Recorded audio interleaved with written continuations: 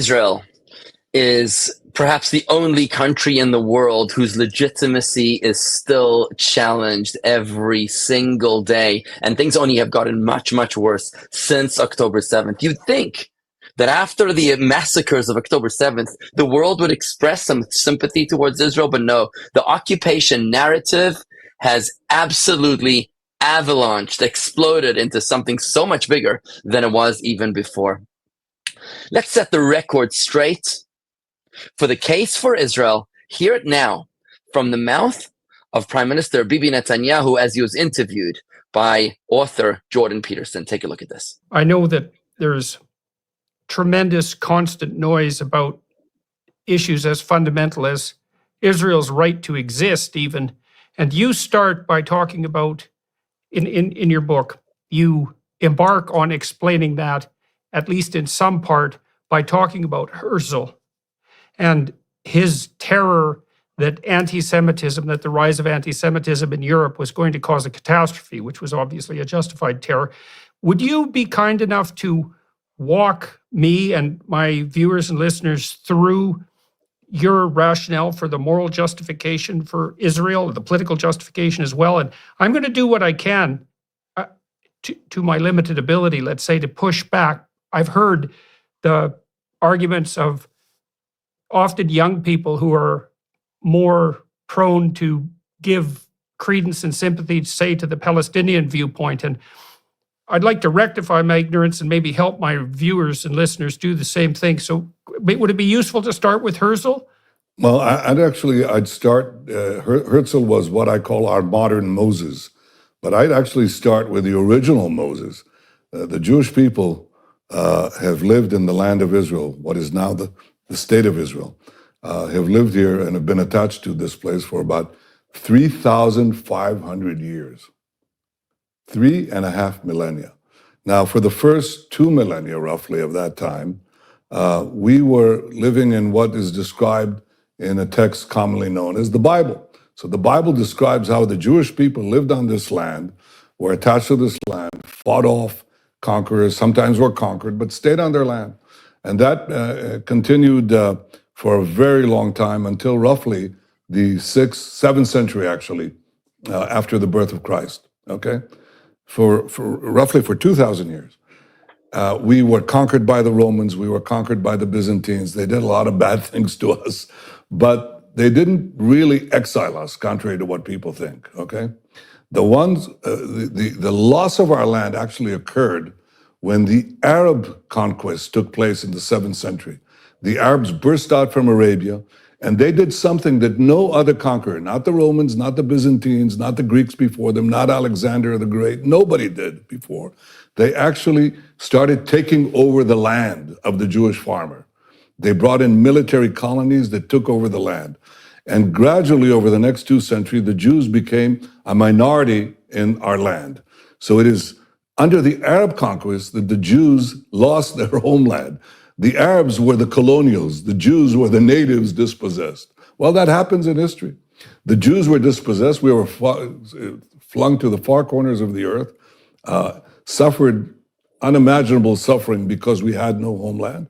But we didn't disappear, and we never gave up the dream of coming back to our ancestral homeland. So generation after generation, the Jews could be in Warsaw, they could be in Yemen, they could be in China.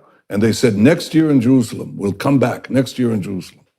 Well, that was made possible because the Arabs who had conquered the land basically left it barren. They never made it their own. It was a barren land. It really had, practically it was an empty land. And in the 19th century, the idea of coming back next year in Jerusalem became a reality. By the way, in part because of Christian Zionist support for the idea of the Great Return. The Jews came back in the 19th century to the land of Israel. The result of this return was that we started building farms, factories, places of employment. Arabs from nearby countries started immigrating, and they now they call themselves Palestinians. They reconstructed history and said, we've been here for centuries. No, they haven't. They weren't there at all, and they didn't have a national consciousness. We came back, made it our land, and we said, okay, we now will live together. We decided to establish a state in 1948. That's 75 years ago. And we said everybody can live here. The Arabs said there can't be a Jewish state. You have no right to be here. It's our land. It's not your land. It's been our land for 3,500 years. If you took over somebody's apartment, knocked them out, dispossessed them, and they never gave up the claim, and they said it's our claim, and you left this barren dump, okay? And the families, the progeny of the people you kicked out, came back, rebuilt the house. You cannot come back and tell them, you don't belong here, we're going to kick you out, especially since you're latecomers who've come to live in part of the house, which is what the so-called Palestinians are, okay? We say to them, you can live here, we can live here, but it's our land, it's our state. And the reason this conflict continues is because the Palestinians, who represent the colonial powers, the Arab conquest of the Middle East and beyond, they are saying, you have no right for a Jewish state. Well, we do. If any people has any right to a state, if any people never gave up their dreams of returning to their ancestral home, if any people rebuilt their home from nothing, from barren, wasted land, it's the Jewish people. To tell them, you have suffered more than anyone else. You have never lost your dream of coming back and rebuilding your national life in your ancestral homeland. You have no right to be there. But the Arabs who are trying to destroy you, they have that right. That is a complete perversion of history and also a complete perversion of justice. The Jews belong to this land belongs to the Jews. The Palestinians are free to live here next to us, among us, but they're not free to demand the dissolution of the Jewish state. That is not justice, that is injustice. That's the shortest lecture I can give you about Jewish history.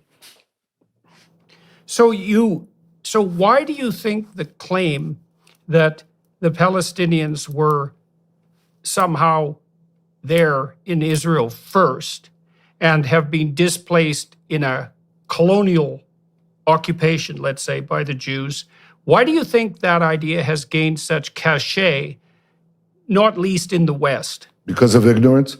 I mean, what do you mean they were here first? Well, you're familiar with the story of Jesus, right? Jesus was a Jewish rabbi living 2,000 years ago. He was a rabbi from the Galilee, okay? He came to Jerusalem, he turned the money tables of the tables of the money changers on the Temple Mount. Where did that happen? Did it happen in Tibet? It happened here. Jerusalem was our capital. King David made it our capital 3,000 years ago. So the Jews are here to try to say that they weren't here and that the Palestinians were here thousands of years ago is ridiculous. Anybody who you can actually Google this and find out how absurd this thing is. So as far as reinventing ancient history, that is unpardonable, because anybody can find out and understand that the Jews were here for thousands of years, the Palestinians weren't here. As far as modern times are concerned, what the Palestinians have said is, and I write this in my book, and I show it because it's so comical. What they say is, we were here, Palestine was a verdant land in the 19th century, teeming with the Palestinians, until the Jews came in, took it over and threw it out. Okay, well, that's what Arafat effectively said in his infamous speech in the United Nations, blaming Zionism, equating Zionism with racism. Well, there's only one problem with that. He said that the Jewish invasion of this verdant Palestinian homeland happened in 1881, okay? The problem with that is that 12 years before, a famous visitor, among hundreds of visitors, named Mark Twain, visited the Holy Land. And he describes a totally different picture. He describes Palestine, I'm quoting him, is a vast wasteland. He said, only imagination can grace this barren land with the pomp of circumstance and life. It's just, he said, we traveled for a whole day. We didn't see, in the Galilee, we didn't see a human being, one single human being. He said, Jerusalem sits in sackcloth and ashes. And as he was saying that, it's the Jewish return that began building the land. Well, perhaps one could argue, it's obvious that Mark Twain was not in the service of the Jewish state because it didn't exist. He wasn't in the service of the Jewish lobby because there wasn't any Jewish lobby. He was just reporting what was there. Could there possibly have been a tremendous influx of Palestinians Between 1869 and 1881, the year that Arafat says the Jewish invasion began and destroyed the Palestinian paradise. Well, alas, no, because in the year 1881, another famous visitor visits Israel, and he visits this land, and he writes also his memoirs, okay? His name was Arthur Penrhyn Stanley. He was a very famous courtier of Queen Victoria's court, okay? And he came here on a special visit. And he says, I look south and I look north. He says, I'm in Judea. And I see nothing, he says, a barren expanse. And they both express, both Twain and Arthur Penrhyn Stanley say the same thing. When will the Jews come back and bring this land to life? And the answer is right then. We came back, brought it back to life. There were Arabs living here, but it was, as I say, a barren wasteland. But Arabs began to immigrate naturally because we created a rise in the standard of living that attracted Arabs from neighboring states. Those Arabs are now the descendants of those Arabs who migrated as a result of the Jewish return. Many of them now are considered Palestinians. So what I'm saying, and I'm saying this to you, Jordan, and to your audience, there has been a complete fabrication of history. It's the biggest lie of the big lies that have permeated the 20th century and the 21st century, is to say that the Arabs were here before, that is, the Palestinians were here before the Jews, when we were here for thousands of years, that we are the colonials, when in fact it was the Arabs who were the colonials, who dispossessed the original natives, and that is the Jews, that we came back to this land that was laid barren by the Arab conquest, brought it back to life, and allowed Arab immigration, what we call now Palestinian immigration, to come back in. And now they say to us, in unimaginable chutzpah, they say, you don't belong here. They recreate ancient history, they recreate modern history, and this is a lot of hokum. It's ridiculous. Fascinating points for us to take into consideration when we realize that the Palestinians weren't actually invented until 1967. Think about it this way. From 1948 until 1967, the Arabs owned all of those supposedly disputed territories. Egypt ruled over Gaza, Syria over the Golan Heights, and Jordan ruled over the so-called West Bank, which is really the biblical Judea and Samaria. And if they were Palestinians, why didn't they give them a land of Palestine before 1967? And that's simple, because there simply didn't exist a Palestinian people. There is no state, there is no country, there is no borders that are called Palestine before 1967. It was only after they lost the 6-Day War that the Arabs decided to try to win through diplomacy what they failed to do militarily. And thus they established a new entity. They retroactively dated themselves as the Palestinian Liberation Organization, supposedly claiming their own land. It's interesting, that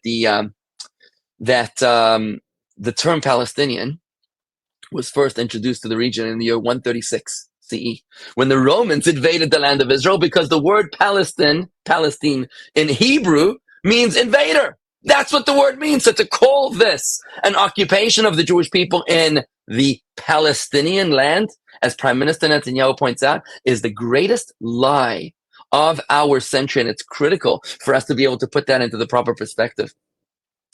Prime Minister Netanyahu invokes the first Moses, the original Moses, because really, I am not a Zionist. I am a biblical Zionist. I'm not just a regular Zionist. I'm a biblical Zionist. A Zionist whose claim to the land doesn't go back to 1948, when the United Nations had Rahmanis, had mercy upon us to be able to give us, the survivors of the Holocaust, a homeland. No. They gave it to us, they could take it away. It was God Almighty, the creator of heaven and earth, who promised the land to Abraham, to Isaac, and to Jacob, and to their descendants. And that's why we have the claim to the land of Israel, and we've never left the land. And every single Passover Seder in the history of mankind, we always end the Seder with a prayer, L'shana haba b'Yerushalayim, next year in Jerusalem, and Jerusalem rebuilt. 3 times a day, Jews from around the world pray for the rebuilding of Jerusalem. I'm from South Africa originally, and we would pray to the north. And here in America, we pray to the east. In Russia, they pray to the south, because we're always praying with our faces towards Jerusalem. Remember, the Arabs pray with their backs to Jerusalem. They pray to Mecca with their backs facing Jerusalem. This certainly is a major clarification that we've got to convince ourselves of, because it's only when the Jews are comfortable with their own convictions that the rest of the world is able to support us. Because if we don't believe in ourselves, then who else on earth could possibly believe in our claim, in our right to our homeland as well? We're celebrating Hanukkah, where we're commemorating the victory of the Jewish people over the invading Greek army 2,200 years ago. They invaded our promised land, our homeland, the land of Israel, tried to overwhelm and to occupy our temple, and thank God we drove them out. Ever since then, for the 8 nights of Hanukkah, millions and millions of Jews in every generation for over 2,000 years have been commemorating the conquest of the Jewish people over the invading Greek army. We have been there long before any Arabs were ever born, before the birth of Muhammad, which is only 1,500 years ago. The Jewish people were living in our second temple, which is what's happening right now during the Hanukkah festival. And if you think about it, the Arab Waqf, the Waqf authority, which is in control of Jerusalem, of the old city of Jerusalem, is constantly trying to dig behind the Western Wall, which is the Western Wall of Jerusalem, the side of the Temple Mount, because they're trying to delete history. They're trying to delete any proof of the Jewish temple, which existed there 2,000 years ago. This is what we're celebrating on Hanukkah. Hanukkah is the recognition and realization that we, the Jewish people, have been around for 4,000 years in the same land, in the same language, speaking the same, using the same names for our children, eating the same foods, worshiping the same God with the same customs and the same faith. This is our promised land. Don't let anybody else convince you otherwise.